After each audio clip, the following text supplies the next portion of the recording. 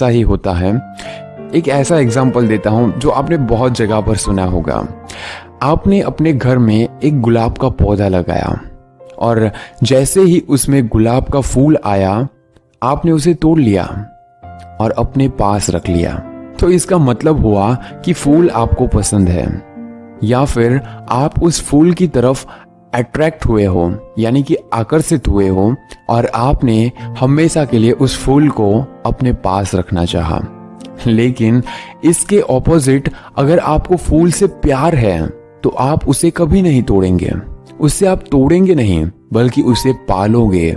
उस पौधे को रोज पानी दोगे ताकि वो पौधा कभी खराब ना हो जाए और आप जिस फूल को चाहते हो वो भी आपके सामने रहे, वो भी बहुत ही खिलखिलाता हुआ रहे। मोस्टली हमारी यंग जनरेशन की बात की जाए तो इस साधारण सी बात को समझ नहीं पाते, और बहुत सारे लोग तो ऐसे भी होंगे जो मेरी इस बात पर एग्री भी नहीं करेंगे, बिकॉज कि वो लोग अपने माइंड में फिट कर चुके हैं अट्रैक्शन ही प्यार है, और इसीलिए तो आकर्षण को ही प्यार का नाम देने लगते हैं, जिसका रिजल्ट आगे जाकर बहुत ही खराब आता है, जिसकी वजह से आपको खराब आदतें पड़ने लगती है, क्योंकि वो अट्रैक्शन है ना कि प्यार है।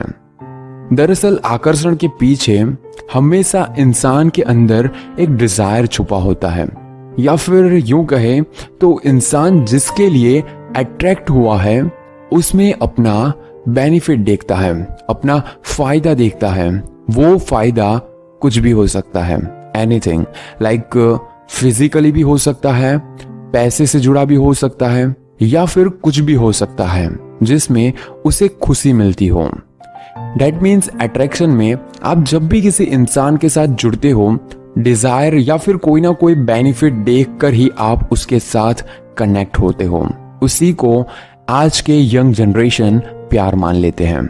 इससे थोड़ा ऑपोजिट जाकर प्यार के बारे में समझते हैं कि प्यार जिसके पीछे इंसान का कोई डिजायर नहीं होता। लाइक एग्जाम्पल में कहूं तो हमारे पेरेंट्स का ही प्यार ले लीजिए, जो दुनिया में सबसे रियल वाला प्यार माना जाता है, और आई एम 100% श्योर आप भी उसी प्यार को सबसे रियल समझते होंगे। उनको हमारे पैदा होने पर कोई भी बेनिफिट यानी कि लाभ नहीं हुआ था, उनको आपसे कोई भी बेनिफिट नहीं हुआ।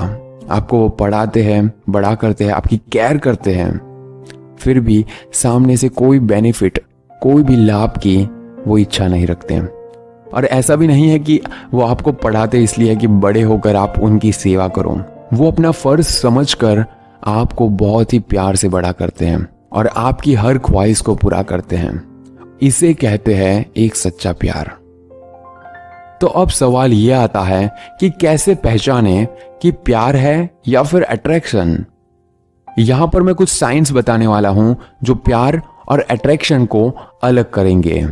लेकिन इस बात में कोई शक नहीं है कि प्यार की शुरुआत अट्रैक्शन यानी कि आकर्षण से होती है। लेकिन इनके फर्कों को, यानी कि इनके बीच का जो फर्क है उसको समझने के लिए सबसे जरूरी बातें होती है, वही यहां पर मैं आपको बोलने वाला हूं। आकर्षण की पहचान, साइन ऑफ अट्रैक्शन। नंबर 1, आकर्षण में अक्सर आपका फोकस सामने वाले व्यक्ति का लुक या फिर बॉडी पर होता है।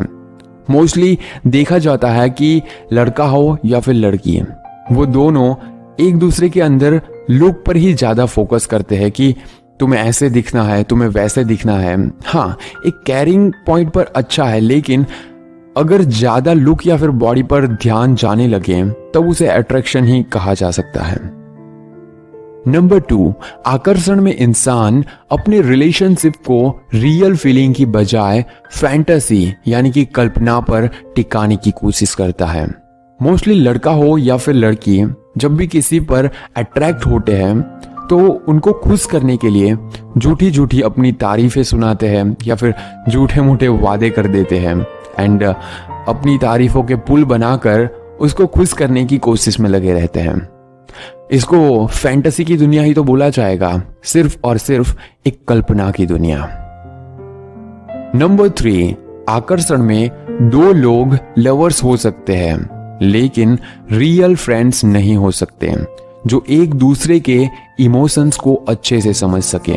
होता यह है कि एक दूसरे को खुश करने में या फिर अपनी तारीफों के पुल बनाने में टाइम निकलता जाता है, और जो रियल इमोशंस होते हैं, जो बातें एक दूसरे से रियल में शेयर करनी चाहिए, वो कहीं बहुत ही दूर रह जाती है। मोस्टली जब बातें होती है तब एक दूसरे से यही बातें होती है कि मैंने ये किया है, मैंने वो किया है, एक्सेट्रा एक्सेट्रा, जिसमें अपना सिर्फ बढ़ावा दिखाया जाता हो। तो ये थोड़ा बहुत गलत है, जहां पर इमोशंस को अच्छे से समझा नहीं जा सकता।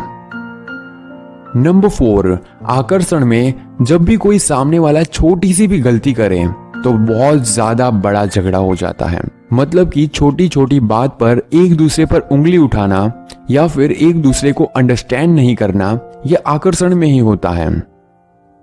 Number 5 and most important, physical relationship पर ज्यादा जोर लगाना। वैसे मैं भी मानता हूं कि फिजिकल रिलेशनशिप होना जरूरी है, लेकिन इतना भी जरूरी नहीं है कि हमारे इमोशंस को छोड़कर सिर्फ और सिर्फ फिजिकल रिलेशन पर ज्यादा जोर दिया जाए। ये तो थे साइन ऑफ अट्रैक्शन, आकर्षण की पहचान करने के 5 पॉइंट। अब बात करते हैं साइन ऑफ लव, प्यार की पहचान कैसे करें। नंबर 1, कोई शर्तें नहीं। जैसा मैंने पहले बताया कि प्यार बिना किसी शर्त और स्पष्ट होता है, क्लियर होता है, और जिस भी रिलेशनशिप के पीछे कोई शर्त हो या फिर कोई ना कोई एक्सपेक्टेशन हो तो वो आकर्षण कहा जाता है। तो सबसे इंपॉर्टेंट है कि एक दूसरे को अंडरस्टैंड करना, एक दूसरे को समझना और बिना किसी एक्सपेक्टेशन के उसको चाहना, दैट्स कॉल्ड अ लव।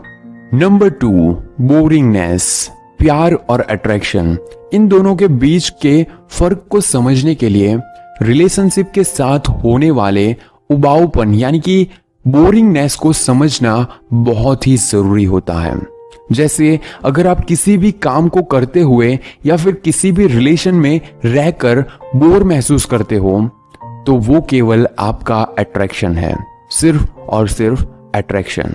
चाहे कितना भी आप अपने दिल को समझा लो कि नहीं मैं उसे बहुत प्यार करता हूं, मैं उसे बहुत चाहती हूं, एक्सेट्रा एक्सेट्रा, फिर भी सच्चाई यही है कि वो सिर्फ और सिर्फ एक अट्रैक्शन है।